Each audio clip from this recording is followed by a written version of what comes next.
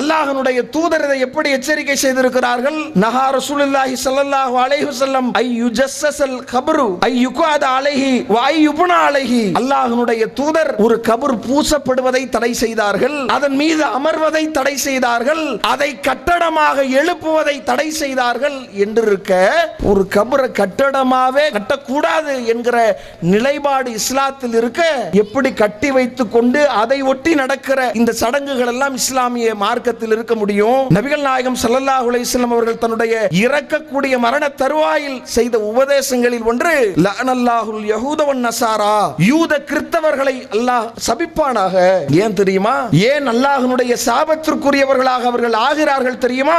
இத்தஹது குபூர அன்பியாஹிம் மசாஜித், அவர்கள் நபிமார்களுடைய கபர்களை இவர்கள் வணக்கத்தலங்களாக ஆக்கிவிட்டார்கள். இன்றைக்கு இவர்கள் யாரை பெரிய அவுலியாக்கள் என்று சொல்கிறார்களோ அவர்கள் நல்லடியாராக இருக்கலாம், இல்லாமலும் போகலாம். ஆனால் நபிமார்கள் என்பவர்கள் இறைவனே அவர்களை நல்லடியார்கள் என்று அடையாளப்படுத்தி இருக்கிற போது அவர்களுக்கு தர்கா எழுப்புவது, அவர்களுடைய கபர்களை வணக்கத்தலமாக மாற்றுவதே மார்க்கத்தில் கூடாது என்கிற போது யார் என்று தெரியாத பலரை எப்படி நாம தர்கா கட்டி அவரை வழிபட முடியும்? அஸ்ஸலாமு அலைக்கும் வரஹ்மத்துல்லாஹி வபரகாத்துஹு. அன்பிற்குரிய சகோதர சகோதரிகளே, இப்ராஹிம் நபி ஏற்படுத்திய ஏகத்துவ புரட்சி என்கிற தலைப்பு எனக்கு வழங்கப்பட்டிருக்கிறது.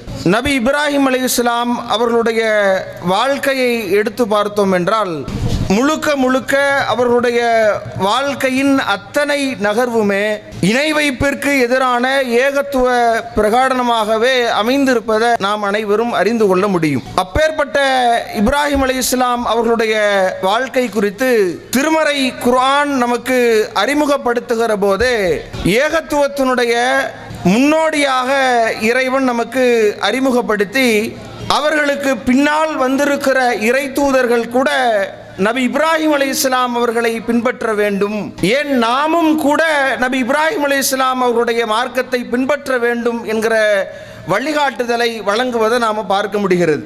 இதை நபி யூசுப் அலைஹிஸ்ஸலாம் அவர்களுடைய பிரச்சாரத்தில் இருந்து கூட நாம் அறிந்து கொள்ள முடியும். நபி யூசுப் அலைஹிஸ்ஸலாம் அவர்கள் பிரச்சாரம் செய்கிற போது ஒத்தபது மில்லத்த ஆபாய் இப்ராஹிம், நம்முடைய மூதாதையரான இப்ராஹிம் அவர்களுடைய மார்க்கத்தை நான் பின்பற்றுகிறேன் என்று சொன்னதோடு மாத்திரமல்லாமல், எது அவர்களுடைய மார்க்கம் என்று சொல்கிற போது மா காணலனா அன் நுஸ்ரிக பில்லாஹி மின் ஷைஇன், அல்லாஹ்விற்கு எந்த ஒன்றையும் நாம் இணை வைக்கலாகாது, இணை வைத்துவிடக் கூடாது என்பதைத்தான் நபி இப்ராஹிம் அலைஹிஸ்ஸலாம் அவருடைய மார்க்கமாக நபி யூசுப் அலைஹிஸ்ஸலாம் அவங்க தன்னுடைய பிரச்சாரத்தில் குறிப்பிடுவதை பார்க்கலாம். குறிப்பிட்டு விட்டு இந்த இப்ராஹிம் நபியினுடைய இந்த மார்க்கம் எப்பேற்பட்டது என்று அவர்கள் சொல்லுகிற போது, அல்லாஹ் இந்த மார்க்கத்தை நமக்கும் நம்மை சார்ந்த அனைத்து மக்களுக்கும் ஒரு பெரும் அருட்கொடையாக அளித்திருக்கிறான் என்று குறிப்பிடுவதை நாம் பார்க்க முடிகிறது. அல்லாஹ்வுடைய தூதரை பார்த்து இறைவன் குறிப்பிடுகிற போதும் கூட, சும்மா அவுஹைனா இலைக்க அனித்தபி மில்லத்த இப்ராஹிம ஹனீஃபா, நபியே உமக்கு வகை அறிவித்திருக்கிறோம், நீர் இப்ராஹிம் அலைஹிஸ்ஸலாம் அவருடைய மார்க்கத்தை பின்பற்ற வேண்டும். ஒமா கான மினல் முஸ்ரிகீன், அவர் இணை கற்பிப்பாளராக இருந்ததில்லை என்று திருமறையில் அல்லாஹ் குறிப்பிடுகிறான். ஏன் நம்மை நோக்கி இறைவன் சொல்லி காட்டுகிற போதும் கூட அல்லாஹ் சொல்கிறான், ஃபத்தபிஉ மில்லத்த இப்ராஹிம ஹனீஃபா, தூய வழியில் இருக்கிற நடக்கிற இப்ராஹிம் நபியினுடைய அந்த மார்க்கத்தை நீங்கள் பின்பற்றுங்கள். எது இப்ராஹிம் அலைஹிஸ்ஸலாமுடைய மார்க்கம்? ஒமா கான மினல் முஸ்ரிகீன், இணை கற்பிப்போராக அவர் இருந்ததே இல்லை, இதுதான் அவருடைய கொள்கை என்று திருமறை குர்ஆன் நமக்கு எடுத்து சொல்வதை பார்க்க முடிகிறது. அப்ப இப்ராஹிம் நபியினுடைய மார்க்கத்தை பின்பற்றுங்கள் என்று எல்லா தூதர்களுக்கும் எப்படி எடுத்து சொல்லப்பட்டதோ, நமக்கு எப்படி எடுத்து சொல்லப்பட்டதோ, எது இப்ராஹிம் அலைஹிஸ்ஸலாமுடைய மார்க்கம் என்று திருமறை குர்ஆன் நமக்கு சொல்கிற போது, அவர் இணை கற்பிப்போராக இருந்ததில்லை, ஏகத்துவவாதியாக இருந்தார் என்கிற ஒரு அடிப்படையை மார்க்கம் நமக்கு சொல்லித் தருவதை பார்க்க முடிகிறது. இன்றைக்கு நாம் இப்ராஹிம் அலைஹிஸ்ஸலாமுடைய மார்க்கத்தில் தான் இருக்கிறோமா? இன்றைக்கு நடக்கிற நம்மூரில் நடக்கக்கூடிய நிகழ்ச்சியை நீங்க பார்க்கலாம். மிக சமீபத்தில் நமக்கு நடந்திருந்த இந்த தர்காவில் நடந்திருந்த கந்தூரி விழாவும் சந்தன கூடு விழாவும் அதை ஒட்டி நடந்த பல ஆடல் பாடல் நிகழ்ச்சிகளையும் நீங்க எடுத்துக்கொள்ளுங்கள். முதல்ல இதற்கான அடித்தளமாக இருக்கிற இந்த தர்கா, இது இஸ்லாத்திற்கு சம்பந்தம் உள்ளதா? இதை அல்லாஹ்வுடைய தூதர் காட்டி தந்திருக்கிறார்களா? இந்த தர்காவுடைய கலாச்சாரம் நபி இப்ராஹிம் அலைஹிஸ்ஸலாம் அவர்களுடைய மார்க்கத்தில் உள்ளதா? கிடையாது. இன்னும் சொல்ல போனா இவர்கள் அவுலியாக்கள் என்று யாரையெல்லாம் இன்றைக்கு அடையாளப்படுத்தி கொண்டிருக்கிறார்கள்? குரங்கு அவுலியா, யானை அவுலியா, பீடி மஸ்தான் அவுலியா, சடைப்பக்கீர் அவுலியா என்று இவர்கள் யாரையெல்லாம் இன்றைக்கு அவுலியாக்களாக ஆக்கியிருக்கிறார்களோ அதை வைத்தே இவர்களுடைய கொள்கை எத்தகையது, இதற்கும் இஸ்லாத்திற்கும் துளியளவு சம்பந்தம் இல்லை என்பதை நாம் புரிந்து கொள்ளலாம். அது மட்டுமா, இவர்கள் நல்லடியார்கள் என்று முடிவு செய்கிற அதிகாரத்தை அளித்தது யார்?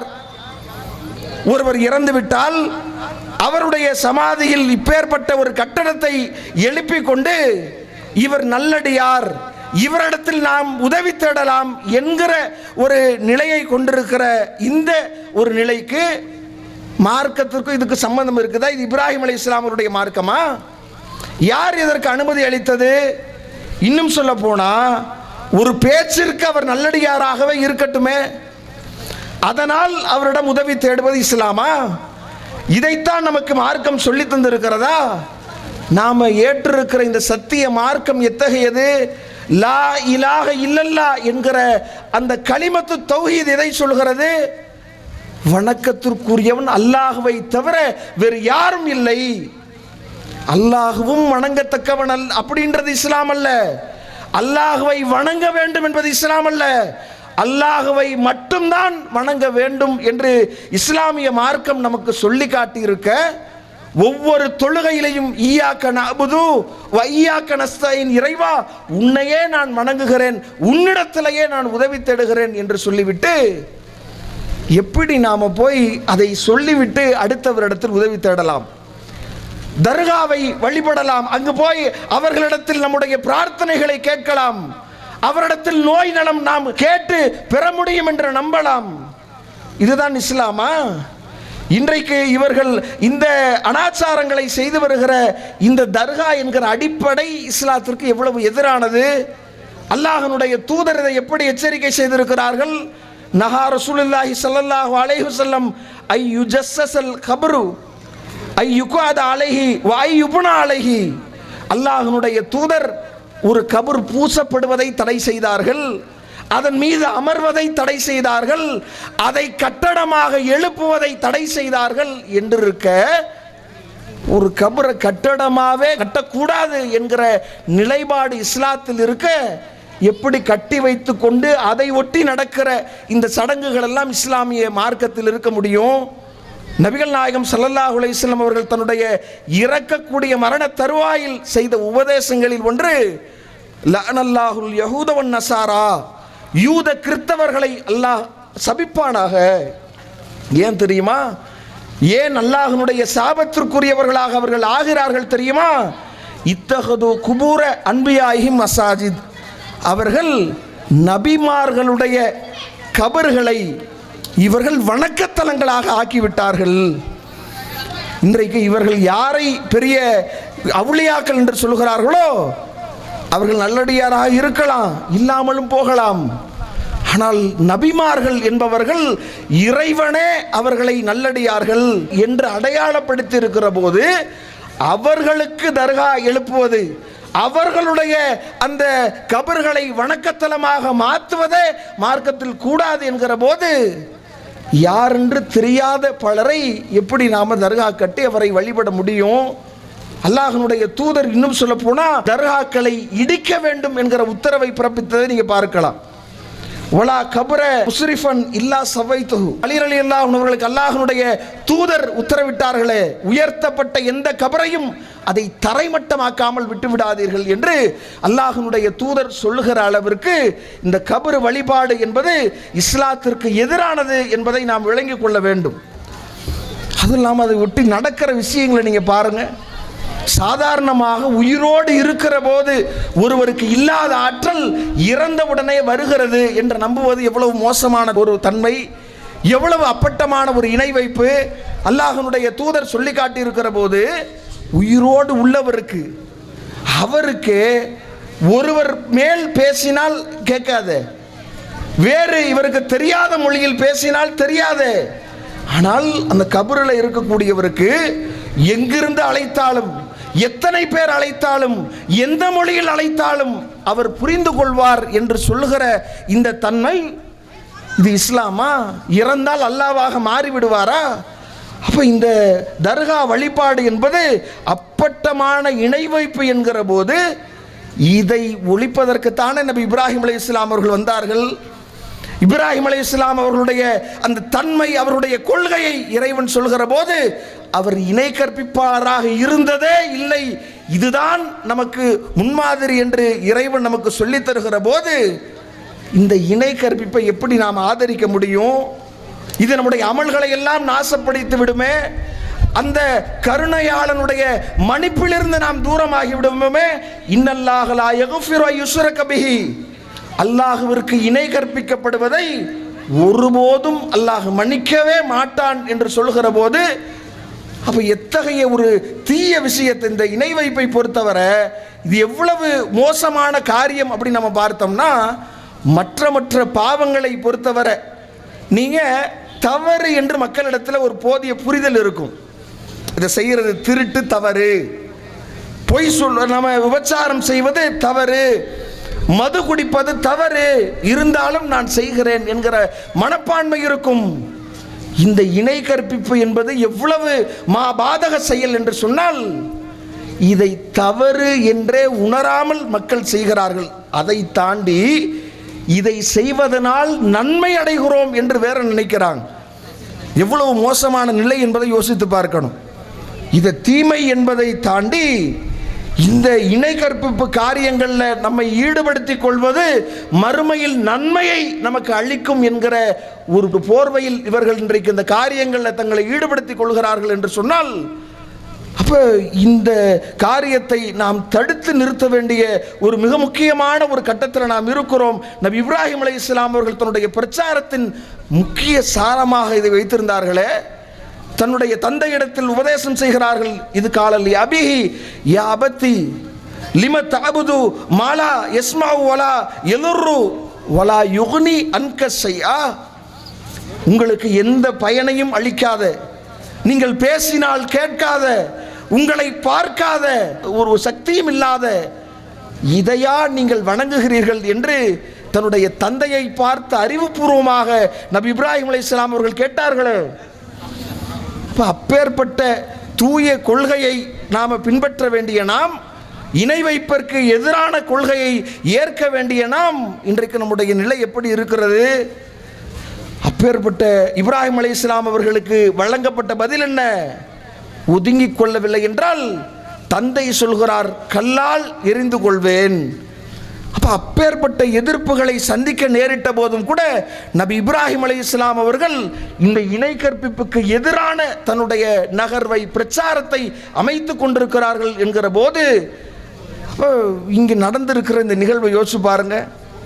85வது கந்தூரி விழா, சந்தன கூடு விழா, அவர்களுக்காக நினைவு விழா, கொடியேற்று விழா, இதுவெல்லாம் எங்கிருந்து வந்தது என்று தெரிகிறதா? அப்படியே அப்பட்டமாக இது மாற்று மத கொள்கை இல்லையா? அல்லாஹ்வுடைய தூதருடைய எச்சரிக்கை, அதை நினைத்து பார்க்க வேண்டாமா? அல்லாஹ்வுடைய தூதர் சொன்னார்களே, மன் தஸப்பஹ பிகௌமின் ஃபஹுவ மின்ஹும். யார் பிற மத கலாச்சாரத்தை பின்பற்றுகிறார்களோ அவர்கள் அந்த மதத்தை சார்ந்தவர்கள், இஸ்லாத்திற்கும் அவர்களுக்கும் எந்த தொடர்பும் இல்லை என்கிற பிரகடனத்தை அல்லாஹ்வுடைய தூதர் செய்திருந்தார்களே. இந்த கொடியேற்றுவதற்கும் இஸ்லாத்திற்கும் சம்பந்தம் இருக்கிறதா? சந்தனத்தை ஊர்வலமாக மேளதாளத்தோடு கொண்டு போய் கபரில் தேய்த்ததில் புனிதம் இருப்பதாக கருதுவதற்கு இஸ்லாத்தில் இடம் இருக்கிறதா? அந்த சந்தன குடத்தை ஏதோ தேருக்கு நிகராக வைத்து ஊரெல்லாம் சுற்றி வலம் வருவதற்கு இஸ்லாம் அதை சொல்லித் தருகிறதா? அல்லாஹ்வுடைய தூதர் இப்படி செய்து காட்டியிருக்கிறார்களா? இது எப்பேற்பட்ட மடமைத்தனம் என்பதை தாண்டி அல்லாஹ்வுடைய தூதர் சொன்ன அந்த பொன்மொழி நீங்க யோசிச்சு பாருங்க. நபிகள் நாயகம் ஸல்லல்லாஹு அலைஹி வஸல்லம் அவர்கள் சொன்ன வார்த்தை, வலா தஜ்அலு கப்ரி இதா, என்னுடைய மண்ணறையை நீங்கள் விழா கொண்டாடும் இடமாக மாற்றி விடாதீர்கள் என்று அல்லாஹ்வுடைய தூதர் ஒரு எச்சரிக்கையை செய்திருக்கிறார்கள் என்று சொன்னால், அப்ப இன்னைக்கு நம்முடைய நபிகள் நாயகம் ஸல்லல்லாஹு அலைஹி வஸல்லம் அன்னவர்களுடைய கபரையே அப்படி நாம செய்துவிடக் கூடாது, அதை மார்க்கம் தடுக்கிறது, நபி அவர்கள் எச்சரித்திருக்கிறார்கள் என்கிற போது வேறு ஒருத்தர் இன்னைக்கு நல்லடியார் என்கிற பெயரில் இன்றைக்கு அவங்களுடைய நினைவு தினம் என்கிற பெயரில் அரங்கேறி கொண்டிருக்கிற இந்த நிகழ்வுகள் இஸ்லாத்திற்கு எதிரானது இல்லையா? இது இப்ராஹிம் அலைஹிஸ்ஸலாம் அவருடைய கொள்கைக்கு மாற்றம் இல்லையா? எவ்வளவு தூரம் இன்னைக்கு அதில் நடக்கிற நிகழ்வுகளை பார்த்தீங்கன்னா இஸ்லாத்தினுடைய வாடை கூட இல்லையே. இப்படியே அப்பட்டமாக சினிமா பாடல்கள், தெருக்கள் தோறும் கூத்தாடிகளை போன்று ஆடி வலம் வருகிற போதையில் தத்தளிக்கிற இளைஞர்கள், இதுதான் இஸ்லாம் சொல்லித் தருகிற வழிபாட்டு முறையா? இதனால் நன்மை கிடைக்கும் என்று நினைக்கிறீர்களா?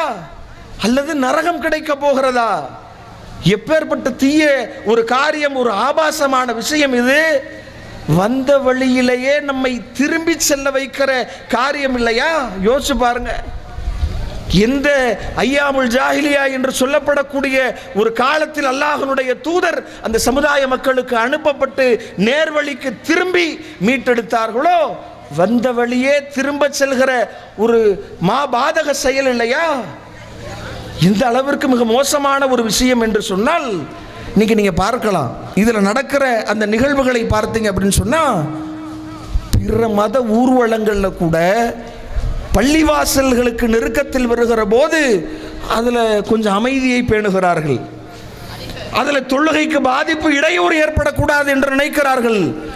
ஆனால் இந்த கயவர்கள் சில வருடங்களுக்கு முன்னால் இங்க இருக்கிற இமாம் ஒரு ஆடியோ வெளியிடுகிறார்.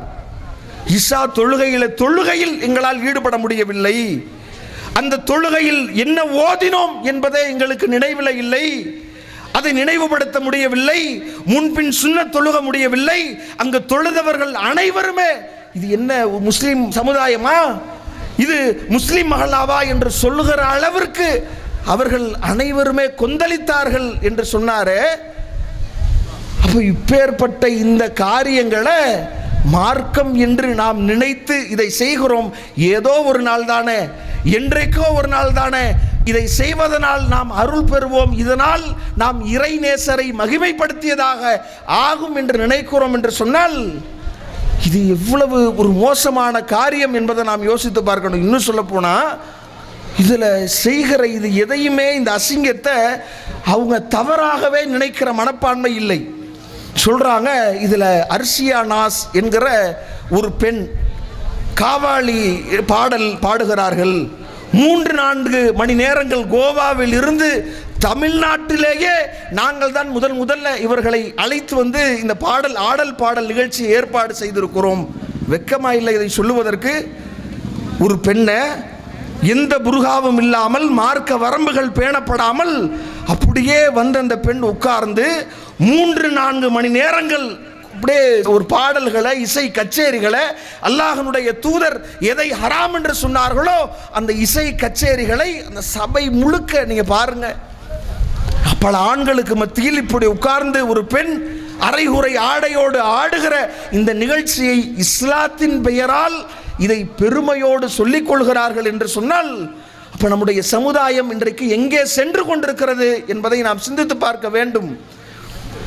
இப்பேற்பட்ட ஒரு நிலை, இதை பெருமையோடு நாங்கள் தமிழ்நாட்டிலேயே நாங்கள் தான் இதை அறிமுகப்படுத்தி இருக்கிறோம், தமிழ்நாட்டிலேயே நாங்கள் தான் இதை கொண்டு வந்திருக்கிறோம் என்று இவர்கள் சொல்கிறார்கள் என்று சொன்னால், அப்போ இந்த நிலையை நாம் யோசித்து பார்க்க வேண்டும். இன்னும் சொல்ல போனால், இது போன்ற இந்த நிகழ்வுகள், இதை இஸ்லாம் எந்த அளவிற்கு கண்டிக்கிறது, இதற்கும் இஸ்லாத்திற்கும் எந்த அளவிற்கு சம்பந்தம் இல்லை. அல்லாஹ் திருமறை குர்ஆனில் சொன்னானே, ஒமா கான சலாத்துஹும் அனில் பைத்தி இல்லா மகாவ் வ தஸ்தியா. அந்த மக்கத்து காஃபிர்களுடைய வணக்கம் என்பது வெறும் சீட்டி அடிப்பதும் கைத்தட்டுவதும் தான் என்று இறைவன் சொன்னபடி இவங்களுடைய வணக்கம் எப்படி ஆயிடுச்சு பார்த்தீங்களா? தர்காவின் பெயரால் இவர்கள் எதையோ வணக்கம் என்று அறிமுகப்படுத்த போய் கடைசியில் இந்த ஆபாச கூத்துக்களையும் இந்த பாட்டு கச்சேரிகளையும் இஸ்லாம் தடை செய்திருக்கிற இது போன்ற இசை நிகழ்ச்சிகளையும் ஆபாச நிலைகளையும் இதை மார்க்கமாக கருதி செய்கிற நிலை ஏற்பட்டிருக்கிறது. இன்னும் சொல்ல போனா நம்ம வீட்டு பிள்ளைகளுக்கு இதைத்தான் நீங்கள் இந்த கலாச்சாரத்தை தான் அறிமுகப்படுத்த போகிறீர்களா? எதிர்காலத்தில் அவர்கள் இப்படித்தான் வார்த்தெடுக்கப்பட வேண்டும் என்று நினைக்கிறீர்களா? எவ்வளவு ஒரு மோசமான இந்த நிலை என்பதை யோசித்து பார்க்க வேண்டும். இன்னும் சொல்ல போனா இதை கடந்த காலங்களில் இந்த நிகழ்வை கண்டித்தார அவர் அப்படியே உருக்கமாக அந்த ஆடியோவை நீங்கள் கேட்டீங்கன்னா அதில் பார்க்கிற போது எனக்கு தாங்க முடியவில்லை, இப்படி இளைஞர்கள் இப்படி சீரழிந்து போய்விட்டார்கள் என்று அந்த இமாம் கவலை தெரிவித்திருந்தார். ஏன் இது போன்ற நிலைகளை தடுத்து நிறுத்த முடியவில்லை, ஏன் இது போன்ற அனாச்சாரங்களை ஒழித்து கட்ட முடியவில்லை என்று சொன்னால், இன்றைக்கு இஸ்லாத்தின் பெயரால் மார்க்கம் என்று சொன்னால் திருமறை குர்ஆனும் நபிமொழியும் மட்டும்தான் என்கிற நிலைக்கு வராத வரை இதை ஒழிக்க முடியாது. யோசிச்சு பாருங்க, நீங்க மார்க்கம் என்கிற பெயரில் இல்லாத தர்காவை கொண்டு வந்தீர்கள். அந்த தர்காவை ஒட்டி பல்வேறு விதமான அனாச்சாரமான காரியங்களை நீங்கள் திறந்து விட்டீர்கள். பல கராமத்துகள் என்றீர்கள். அதில் பல்வேறு விதமான வணக்க வழிபாடுகளை பிற மதத்திலிருந்து காப்பி எடுத்து வைத்தீர்கள். இப்போ நீங்கள் 4 சேர்த்தா அவன் 40 சேர்க்கிறான். இல்லாத உங்களுக்கு மேல் போய் இன்றைக்கு பல காரியங்களை சேர்த்திருக்கிறான். உங்களுக்கும் அவனுக்கும் என்ன வித்தியாசம்? எது நீங்கள் சேர்த்த 4 எப்படி இஸ்லாத்தில் இல்லையோ அதே போன்றுதானே அந்த 40. இன்றைக்கு இவர்கள் வைத்திருக்கிற அந்த காவாலி ஆட்டம் பாட்டமும் ஒரு குர்ஆன் ஹதீஸை மட்டும்தான் பின்பற்ற வேண்டும் என்கிற அந்த நிலையை தாண்டி இதற்கு வேற என்ன தீர்வு இருக்க முடியும்? யோசிச்சு பாருங்க. இவரை நாம ஒரு வகையில் வரவேற்றாலும் கூட இது போன்ற நிகழ்வுகள் அரங்கேறுவதை தடுக்க, அதை பற்றி பேசுவதற்கு இவர் முன் வந்திருந்தாலும் கூட இதை தடுத்து நிறுத்த முடியாததற்கு காரணம் குர்ஆன் ஹதீஸ் என்கிற குடையின் கீழ் நாம ஒன்று இணைந்தாலே ஒழிய இதை தடுத்து நிறுத்த முடியாது. அதே போல மக்கள் மத்தியில் என்ன மாதிரியான மனநிலை இருக்கிறது யோசிச்சு பாருங்க. எப்படி இது ஒரு குறிப்பிட்ட நாள் தானே என்கிற மனநிலை. இதை போய் நாம் ஏன் கண்டிக்க வேண்டும், விட்டா அவங்க வாட்டுக்கு சரி பண்ணிட்டு போயிட போறாங்க என்பது போன்ற பேச்சுக்கள் உரையாடல்கள் மக்கள் மத்தியிலே இன்றைக்கு வலம் பெறுகிறது. இதைத்தான் இஸ்லாமிய மார்க்கம் நமக்கு சொல்லி தந்திருக்கிறதா? அல்லாஹுவுக்கு இணை கற்பிக்கிற காரியம் அரங்கேறி கொண்டிருக்கிறது. இறை வணக்கத்தின் பெயரால் அல்லாஹுவிற்கு பதிலாக இறைவனுடைய இந்த மார்க்கத்தில் புதிதாக பல வழிபாடுகளை உருவாக்கி இறைவனுக்கு இணை கற்பிக்கப்படுகிற இந்த பாதக செயலை கண்டிக்காமல் ஒரு முஸ்லீம் எப்படி இருக்க முடியும்? இப்ராஹிம் அலைஹிஸ்ஸலாம் அவருடைய மார்க்கத்தை பின்பற்ற வேண்டிய நாம் எப்படி மௌனம் காக்க முடியும்? இதில் அமைதியாக இருக்க முடியும்? இத்தனை தூதர்களை இதற்காகத்தானே இறைவன் அனுப்பியிருக்கிறான். இந்த ஒரு காரியத்திற்காக வேண்டித்தானே அல்லாஹ்வுடைய தூதர் அரும்பாடுபட்டார்கள். அப்பேற்பட்ட இந்த இணை கற்பிப்பை பார்த்து எப்படி நாம மௌனம் காக்க முடியும்? இது இப்ராஹிம் அலைஹிஸ்ஸலாம் அவருடைய முன்மாதிரியை பின்பற்ற வேண்டிய நாம் இதை தவறு என்று சொல்வதற்கு இன்றைக்கு முஸ்லிம் கூட்டமைப்புகள் இன்றைக்கு அவ்வளவு இருக்கிறது. இந்த ஊரில் அவ்வளவு இருக்கிற எல்லா பேர்களையும் இன்றைக்கு இங்கு அமைப்பு இருக்கிறது என்கிற போது இத்தனை வருடங்களாக அரங்கேறி கொண்டிருக்கிறது.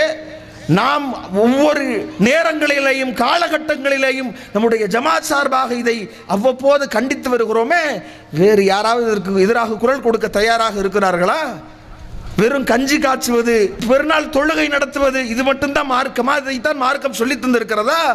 நாங்களும் தௌஹீத் என்கிற போர்வையில், நாங்களும் நபிமொழியை பேணுகிறோம் என்கிற போர்வையில் இன்றைக்கு சுற்றக்கூடிய இவர்கள் இந்த நபிமொழி மீறல், இன்றைக்கு ஏக இறைவனை மறுத்து இணை கற்பிக்கிற இந்த பாதக செயலுக்காக வாய் திறந்திருக்கிறார்களை யோசிச்சு பாருங்க. பிரச்சனை வந்துடும், போலீஸ் கேஸ் ஆயிரும், பயம் என்கிற ஒரு தேவையற்ற பிதற்றல்கள், பயம். சத்தியத்தை நாம மார்க்க எதை தவறு என்று எதை சொல்லி இருக்கிறதோ அதை சொல்கிற போது ஒவ்வொரு காலகட்டத்திலையும் அதை செய்யக்கூடியவனுக்கு கூசத்தான் செய்யும். வட்டி வாங்காத என்று சொல்லுகிற போது வட்டி கடை நடத்தக்கூடியவனுக்கு அது ஒரு பிரச்சனையாகத்தான் தெரியும். வரதட்சணை வாங்கக்கூடியவனுக்கு அதை கூடாது என்று நாம் சொல்கிற போது அது குத்தத்தான் செய்யும். அதற்காக ஓடி ஒளிந்து கொள்ள வேண்டுமா? நாம சொல்லாம அமைதியாக இருந்து கொள்ள வேண்டுமா? இவ்வளவு இப்ராஹிம் அலைஹிஸ்ஸலாம் அவருடைய அந்த மார்க்கம் நமக்கு எப்படியான ஒரு வழிகாட்டுதலை தருகிறது யோசிச்சு பாருங்க. அல்லாஹ்வுடைய தூதர் நபி இப்ராஹிம் அலைஹிஸ்ஸலாம் அவரிடத்தில் அல்லாஹ் அழகிய முன்மாதிரி இருக்கிறது என்று சொல்கிறானே, எப்பேற்பட்ட பிரச்சாரத்தை முன்வைத்தார்கள். தன்னுடைய தந்தையிடத்திலையும் தன்னுடைய கூட்டத்தாரிடத்திலையும் கேட்கிறார்கள், நீங்க வணங்குகிற இந்த சிலைகள் என்ன என்று கேட்கிற போது, எங்கள் முன்னோர்களை இதில் தான் கண்டோம் என்று சொல்கிற போது, நீங்களும் உங்கள் முன்னோர்களும் வழிகேடர்கள், இதை போய் அல்லாஹ்வை விட்டால் இதையா வணங்குவது என்று கேள்வி எழுப்பியதோடு மட்டுமல்லாமல் ஒரு தந்திரமான ஒரு வேலையும் அங்கு செய்கிறார்களே, தல்லாஹி லஅகீதன் அஸ்னாமக்கும், உங்கள் சிலைகளுக்கு எதிராக நான் கண்டிப்பாக நீங்கள் திரும்பி வருகிற போது நான் சூழ்ச்சி செய்வேன் என்று சொல்லி அந்த சிலைகளை எல்லாம் உடைத்து நொறுக்கிவிட்டு பெரிய சிலைக்கு மேலே அந்த கோடாரியை மாற்றி வைத்து ஒரு பிம்பத்தை கட்டமைக்கிறார்கள். சொல்லிட்டு அந்த ஊரே சேர்ந்து யார் இப்படி செய்தது என்று கேட்டுக்கொண்டிருக்கிற போது அங்க சொல்லப்படுகிறது, ஒரு இளைஞன் சமயனா ஃபத்தன் யுகாலு லஹு இப்ராஹிம், இப்ராஹிம் என்று சொல்லப்படக்கூடிய ஒரு இளைஞன் அவர்தான் இதை செய்திருப்பார் என்கிற ஒரு பேச்சு அங்கு வருகிறது. அவரை அழைத்து விசாரிப்போம் என்கிற ஒரு நிலையில் அழைத்து விசாரணை செய்கிறார்கள். அப்ப அவங்க சொல்லக்கூடிய பதில், நீங்க தான் இப்படி செய்தீர்களா என்று சொல்கிற போது, பல் இல்லை, ஃபஅலஹு கபீருஹும் ஹாதா, இந்த பெரிய சிலை தான் இந்த சிலைகளை எல்லாம் உடைத்தது, அது பேசும்னா நீங்க அதுட்டே கேளுங்களேன் என்று சொல்கிறார். ஒரு விஷயத்தை செய்துவிட்டு அதோடு அந்த மக்களுக்கு அந்த புரிய வைக்கிற அந்த சந்தர்ப்பத்தை ஏற்படுத்துவதற்காக வேண்டி எப்பேற்பட்ட ஒரு காரியத்தை செஞ்சுட்டு சிந்திக்க வைக்கிறார்கள். அப்ப அந்த மக்களே கூனி குறுகி போய் சொல்கிறார்கள், இந்த சிலைகள் பேசாது என்று தெரியாதா? இதைத்தான நானும் சொல்றேன், எதுவுமே எந்த ஆற்றலும் பெறாத இந்த சிலைகளை, இந்த அல்லாஹ் அல்லாதவற்றை நீங்கள் வணங்காதீர்கள் என்கிற பிரச்சாரத்தை அவர் முன்வைக்கிற போது சும்மா சாதாரணமாக விட்டானா? சரி, இதுதான் சத்தியம் என்று அங்கு நிரூபணம் ஆனதே, அவனால் வாயடைத்து போனானே, இது பேசாது என்று ஒப்புக்கொண்டு மௌனம் சாதித்தார்களே, கடந்து போனார்களா? உண்மையை சொன்னபோது அதை அங்கீகரித்து ஆமோதித்துக் கொண்டார்களா? இல்லையே. உங்கள் கடவுளர்களுக்கு நீங்கள் உதவுங்கள், ஹர்ரிக்கு, அவரை நீங்கள் பொசுக்குங்கள் என்று சொல்லி ஊரே சேர்ந்து அங்கு ஒரு நெருப்பு கூடாரத்தை உண்டாக்குகிறார்கள். அந்த நெருப்பு கூடாரத்தில் நபி இப்ராஹிம் அலைஹிஸ்ஸலாம் அவர்கள் போடப்படுகிற போது அப்ப அந்த நேரத்திலும் கூட தடம்புரளாமல் உயிரை அர்ப்பணிக்க துணிந்து ஹஸ்பி அல்லாஹ், அல்லாஹ் எனக்கு போதுமானவன் என்கிற மனநிலையில் இருந்தார்கள் என்று சொன்னால், அப்ப நாம இன்றைக்கு தௌஹீத் என்று சொல்லிக்கொண்டு இந்த வார்த்தைகளை எல்லாம் பயன்படுத்தி நாங்கள் நபிமொழியை பேணுகிறோம் என்கிற பிம்பத்தை கட்டமைத்து விட்டு அப்படியே இவ்வளவு அமைப்புகளும் இன்றைக்கு வாய் திறக்க பயந்து கொண்டிருக்கிறது என்றால், வேறு சண்டை வந்துரும், பிரச்சனைகள் ஏற்பட்டுரும் என்கிற போர்வையில் அமைதி மௌனம் காட்கிறது என்று சொன்னால், இது எப்படி இப்ராஹிம் அலைஹிஸ்ஸலாம் அவருடைய மார்க்கத்தில் உள்ளவர்களாக எப்படி இவர்கள் ஆக முடியும்? இன்னும் சொல்ல போனா இது எந்த அளவிற்கு ஒரு முக்கியத்துவம் வாய்ந்தது என்று சொன்னால், இப்ராஹிம் அலைஹிஸ்ஸலாம் அவர்கள் இன்றைக்கு நமக்கு பல விஷயங்களில் இது போன்ற நிலைகள் நமக்கு முன்னுதாரணங்களாக இருந்திருக்கிறார்கள். ஏகத்துவத்தை நிலைநாட்டுகிற விஷயங்களில் நாம் என்னென்னலாம் இதில் சொல்கிறாங்கன்னா, நமக்கு வேண்டப்பட்டவனாக இருக்கிறான், நமக்கு மத்தியில் இருக்கிற நல்ல நிலை போயிடும், ஒற்றுமை சீர்குலைந்து விடும் என்கிற காரணத்தை எல்லாம் சொல்லி இந்த சீர்கேடுகளுக்கு எதிராக வாய் திறக்காமல் இருக்கிறார்கள் என்று சொன்னால் எவ்வளோ ஒரு மோசமான ஒரு காரியம். யோசிச்சு பாருங்க. இப்படியா நாம் மௌனம் காக்க வேண்டும்? இப்படியா இந்த தீமைகளுக்கு எதிராக அமைதியாக இருக்க வேண்டும்? அல்லாஹ்வுடைய தூதர் இப்ராஹிம் அலைஹிஸ்ஸலாம் அவர்கள் யோசிச்சு பாருங்க, எதற்காக வேண்டி எதை இறைவன் நமக்கு அவர்களிடத்தில் ஒரு முன்மாதிரி இருக்கிறதாக சொல்லி காட்டுகிறான். கது கானத்துலக்கும் உஸ்வத்துன் ஹசனா ஃபில் இப்ராஹிம் வல்லதீன மாஹு, இப்ராஹிம் அலைஹிஸ்ஸலாம் அவர்களிடத்திலேயும் அவர்களை சார்ந்தவர்களிடத்திலேயும் அவர்களோடு உள்ளவர்களிடத்திலேயும் உங்களுக்கு அழகிய முன்மாதிரி இருக்கிறது என்று இறைவன் சொன்னானே. எந்த விஷயத்தில் அல்லாஹ் அதை தொடர்ந்து பேசுகிறான், இது காலு லி கௌமிஹிம் இன்னா புராஉ மின்கும் வ மிம்மா தஅபுதூன மின் தூனில்லாஹ், உங்களை விட்டும் அல்லாஹ்வை என்று நீங்கள் எதையெல்லாம் வணங்கி கொண்டிருக்கிறீர்களோ அவர்களை விட்டும் நாங்கள் விலகிக் கொள்கிறோம். கஃபரனாபிக்கும் உங்களை மறுக்கிறோம். ஒபதா பைனனா ஒபைனக்கும் அதாவத்து வல் பாலா, உங்களுக்கும் எங்களுக்கும் இடையில் என்றென்றும் பகைமையும் வெறுப்பும் ஏற்பட்டு விட்டது. ஹத்தா துமினு பில்லாஹி வஹதா, அல்லாஹ்வை மட்டும் நீங்கள் வணங்கி வழிபடுகிற வரை உங்களுக்கும் எங்களுக்கும் பகைமைதான், எந்த ஒட்டு உறவும் இல்லை. இறைவனை நீங்கள் வணங்க வேண்டும் என்கிற அந்த கொள்கை பிரகடனத்தை இறைவன் இதில் முன்மாதிரி இருக்கிறது என்று சொல்லி காட்டுகிறான். என்றால் இப்போ இன்னைக்கு நாம் உற்றார் உறவினர்களுக்காக, நாம் நம்முடைய சொந்த பந்தங்கள் அவங்களுடைய முகதாட்சணைக்காக வேண்டி எப்படி மௌனமாக இருந்து கொள்வது? எப்படி அதை சரி காண முடியும்? எந்த உறவினர் யாராக இருக்கட்டுமே, எப்பேற்பட்ட தேவை அவரிடத்தில் நமக்கு இருந்துவிட்டு போகட்டும், அப்படி மௌனமாக இருக்கலாமா? சத்தியத்தில் வளைந்து கொடுக்கலாமா? சமரசம் பேண முடியுமா? இப்ராஹிம் அலைஹிஸ்ஸலாம் அவங்க அப்படி போட்டு உடைத்து அவர்களுக்கும் தன்னுடைய தந்தைக்கும் தன்னுடைய குடும்பத்தார்களுக்கும் ஏன் தன்னை எதிரியாக்கி கொண்டார்கள், ஏன் அது அவர்களிடத்திலிருந்து விலகி கொண்டார்கள் என்று சொன்னால் தனிப்பட்ட எந்த விரோத குரோதம் கிடையாது. அல்லாஹுவை மட்டும் நீங்கள் வணங்குகிற வரை இதே நிலை தொடரும் என்று சொன்னார்கள். என்றால் இப்ராஹிம் அலைஹிஸ்ஸலாம் அவருடைய அத்தனை பல சோதனைகளும் கூட அதைத்தானே சொல்லுகிறது. யோசிச்சு பாருங்க, அல்லாஹுவா பெற்ற மகனா, அல்லாஹுவா மனைவியா என்று அவ்வளவு சோதனைகளையும் இப்ராஹிம் அலைஹிஸ்ஸலாம் அவர்களுக்கு இறைவன் வைக்கிற போதெல்லாம் வஇதிபுத்தலா இப்ராஹிம ரப்புஹு பி கலிமாத்தின் ஃபஅத்தம்மஹுன்ன, அத்தனை சோதனைகளையும் இப்ராஹிம் அலைஹிஸ்ஸலாம் அவர்கள் வெற்றி கண்டார்கள் என்று சொன்னால் இந்த நிலைகளில் இப்ராஹிம் அலைஹிஸ்ஸலாம் அவங்க ஏகத்துவத்தை நிலைநாட்டி இறைவன் சொன்னால் நான் கட்டுப்படுவேன் என்கிற முன்மாதிரியாக நமக்கு வாழ்ந்து காட்டி இருக்கிறார்கள் என்கிற போது எப்படி இந்த தீமைகளை நாம் சகித்து கொண்டு வாழ முடியும்? எப்படி இந்த அனாச்சாரங்களை நாம் அங்கீகரிக்க முடியும்? யோசிச்சு பாருங்க. அப்போ இந்த மார்க்கத்திற்கு முரணான இந்த தர்கா வழிபாடு என்கிற சிந்தனையாக இருக்கட்டும், தாயத்து தகடு மீதான நம்பிக்கைகளாக இருக்கட்டும், இஸ்லாம் என்று சொன்னால் அல்லாஹ்வுடைய வேதத்திலேயோ திருமறை குர்ஆன் நமக்கு வழிகாட்டி இருக்கிற வழிகாட்டுதலுக்குள்ளதான் இருக்க வேண்டுமே ஒழிய இன்றைக்கு மார்க்கம் என்று நீங்கள் செய்கிற எதற்காவது இஸ்லாத்திலே ஆதாரம் இருக்கிறதா? அல்லாஹ்வுடைய தூதர் சொல்லி தந்திருக்கிறார்களா? எவ்வளவு ஒரு அப்பட்டமான நிலை இது என்பதை நாம் சிந்தித்து பார்க்க வேண்டும். இன்னும் சொல்ல போனால் இப்ராஹிம் அலைஹிஸ்ஸலாம் அவர்களுடைய அந்த முன்மாதிரி, அவர்களுடைய இந்த பிரச்சார பணியை நீங்கள் அந்த யுக்தியை பார்க்கிற போது அத்தனையிலையுமே இந்த ஏகத்துவம் என்கிற இந்த ஒற்றை அடிப்படை தான் அதில் மிளிர்ந்திருக்கிறது என்பதை நீங்கள் பார்க்க முடியும். ஒரு மனிதன் எங்கெல்லாம் சரிய போய்விடுவானோ, எங்கெல்லாம் ஒரு மனிதனுடைய உள்ளம் சீர்குலைந்து இணை வைப்பை நோக்கி ஒரு தடம் மாறி போகுமோ அது போன்ற சோதனைகளையும் இப்ராஹிம் அலைஹிஸ்ஸலாம் அவர்கள் எதிர்கொண்டார்கள். அவ்வளவு பல சோதனைகளுக்கு மேல் சோதனையாக குழந்தை இல்லாமல் இறைவன் சோதித்து பார்த்தான். இப்ராஹிம் நபி எப்படி எதிர்கொண்டார்கள்? தன்னுடைய முதிய வயது வரைக்கும் தனக்கு குழந்தை இல்லை. இன்றைக்கு நமக்கு எது இந்த தௌஹீதை விட்டு தடம்புற செய்துவிடும் என்று சொன்னால், கொஞ்சம் நல்லா இருந்தாலும் கூட ஏதோ ஒரு காரியம், குழந்தை பிறக்கலையா, இந்த அவுலியாவிடத்தில் போங்க, இந்த தர்காவுக்கு போங்க, இன்ன மாதிரியான நேர்ச்சைகளை செய்யுங்கள், இன்ன காணிக்கைகளை வழங்குங்கள், இன்ன மாதிரி தொட்டிலை முடித்து அந்த மரத்தில் கட்டுங்கள், குழந்தை பிறந்துவிடும். ஒரு மாதத்தை நாங்கள் இப்படித்தான் என்னுடைய மகளுக்கு போய் பிள்ளையே இல்லை என்கிற போது நாங்கள் இந்த ஆலயத்திற்கு போனோம், அந்த ஆலயத்துக்கு போனோம் என்று சொல்கிறார்களோ அதுபோல இன்றைக்கு தர்காக்களுக்கு படையெடுக்கிறார்களே, இது மாதிரியான சிந்தனையை சைத்தானவர்களுக்கு போட்டு இப்படி சீரழிந்து போகிறார்களே. அப்போ அது மாதிரியான நிலைகளையும் இப்ராஹிம் அலைஹிஸ்ஸலாம் அவர்களுக்கு ஏற்படுத்துகிறான்.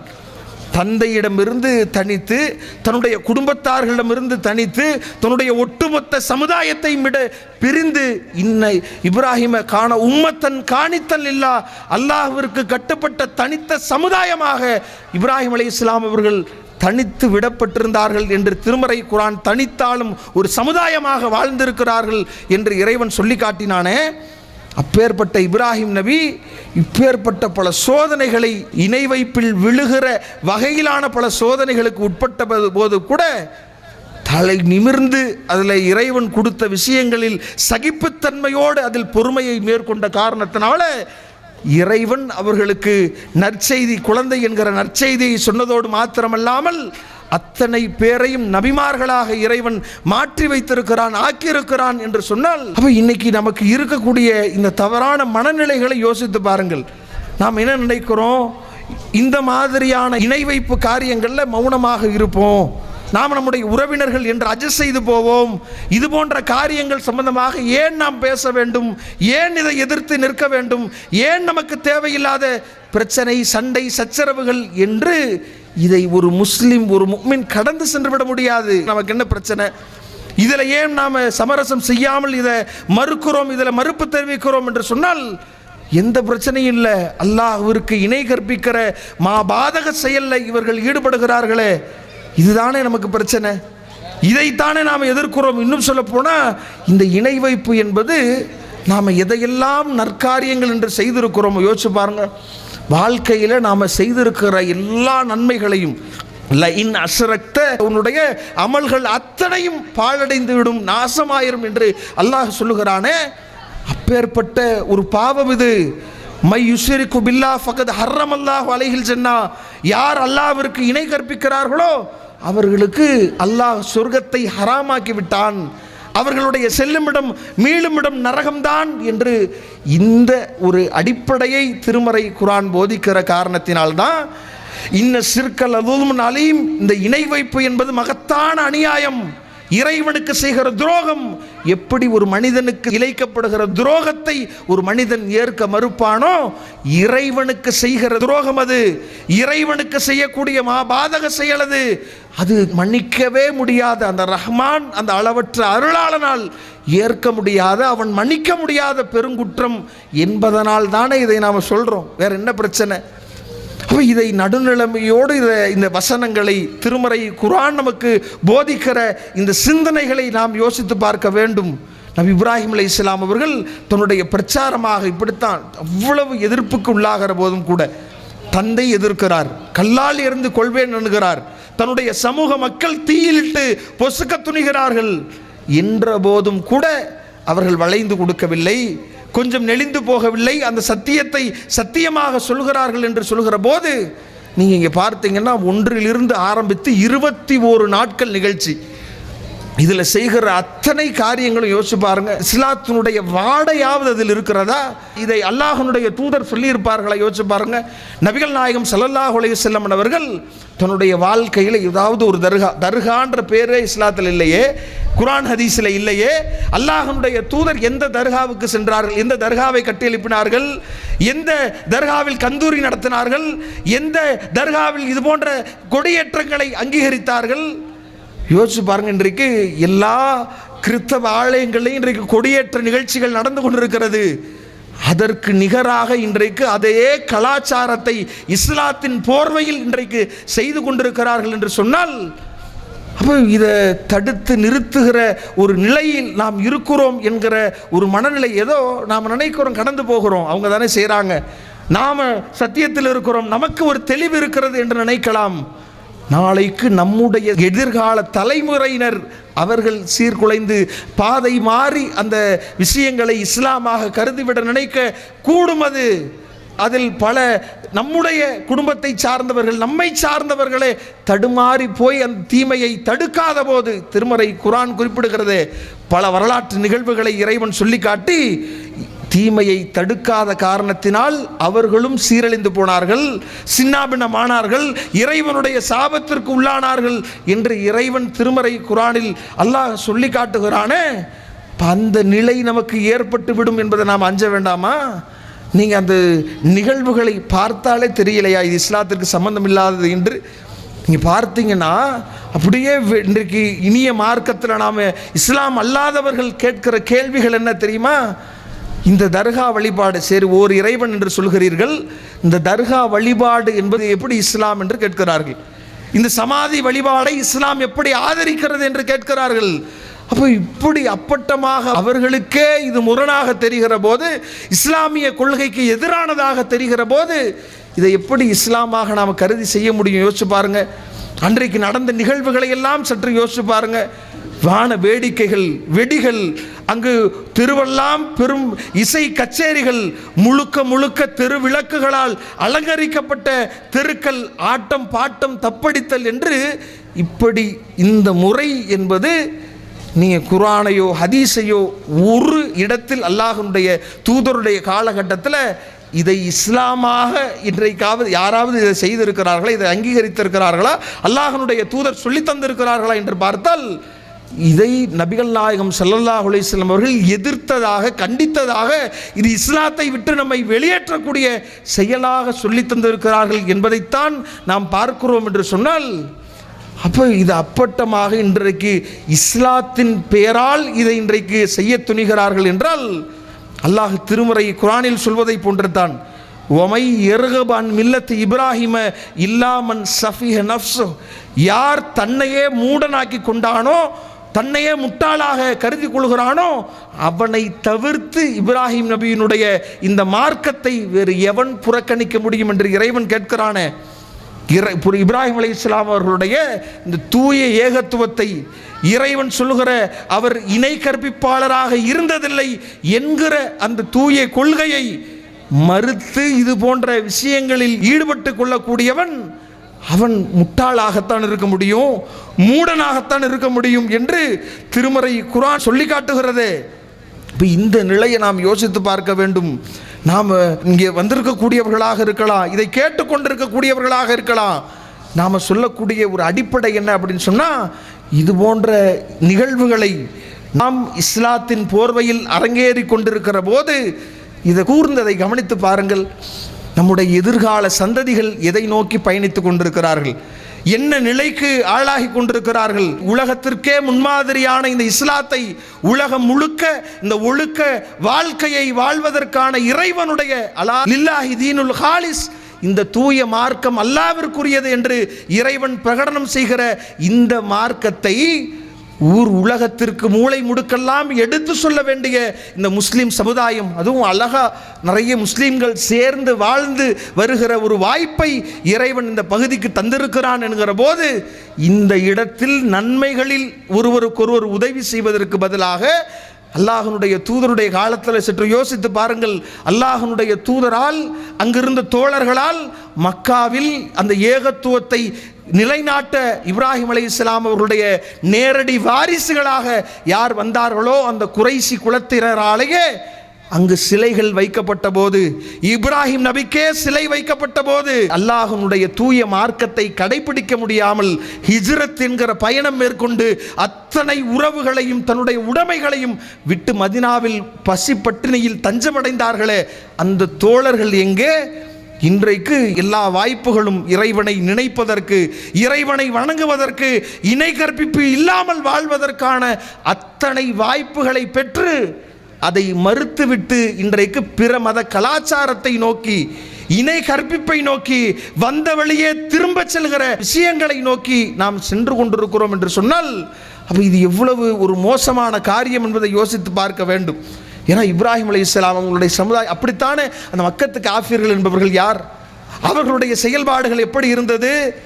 இப்ராஹிம் அலைஹிஸ்ஸலாம் அவர்கள் இறைவனை மட்டுமே வணங்கி வழிபடுவதற்காக வேண்டி எந்த ஆலயத்தை கட்டி எழுப்பினார்களோ, இறைவனுக்கு இணை கற்பிக்க கூடாது என்பதற்காக எந்த தந்தையை எதிர்த்தார்களோ, எந்த தன்னுடைய கூட்டத்தை எதிர்த்து நின்றார்களோ, அதனால் பல்வேறு விதமான கஷ்டத்திற்கு உள்ளாகி அந்த ஆலயத்தை கட்டி எழுப்பினார்களோ, அங்கேயே கொண்டு போய் அவருடைய சிலையை வைத்தார்களே.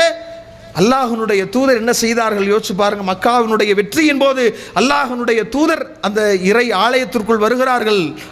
வந்ததோடு நபிகள் நாயகம் ஸல்லல்லாஹு அலைஹி வஸல்லம் அவர்கள் அந்த இப்ராஹிம் அலைஹிஸ்ஸலாம் அவர்களுடைய சிலையை பார்த்த உடனேயே அதை அப்புறப்படுத்தி விட்டு சொல்கிறார்கள், இவர்களுக்கு கேடு உண்டாகட்டும் என்று அந்த சிலையை அப்புறப்படுத்தி. ஏன்னா எந்த சத்தியத்தை சொல்ல வந்தார்களோ அந்த இப்ராஹிம் அலைஹிஸ்ஸலாம் அவர்களுடைய கையிலேயே குறிப்பார்க்கிற அம்புகளை வைத்து செய்யப்படுகிற சிலை காபத்துல்லாவுக்குள்ளே வைக்கப்படுகிறது.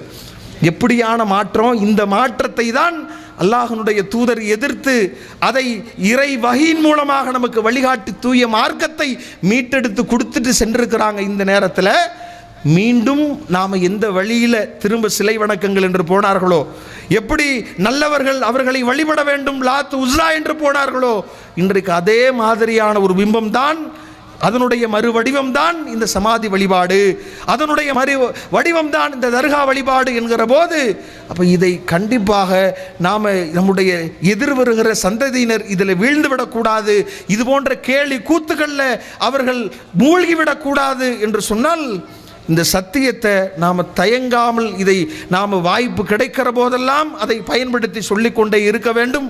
அப்படி சொல்லி நம்முடைய இறுதி மூச்சு வரைக்கும் நபி இப்ராஹிம் அலைஹிஸ்ஸலாம் அவருடைய மார்க்கத்தில் வாழ்ந்து மரணிக்கிற நல்வாய்ப்பை இறைவன் நம் அனைவருக்கும் தந்தல் உருவானாக என்று கூறி முடிக்கிறேன். வாஹிருதவனா அல்ஹம்துலில்லாஹி ரப்பில் ஆலமீன்.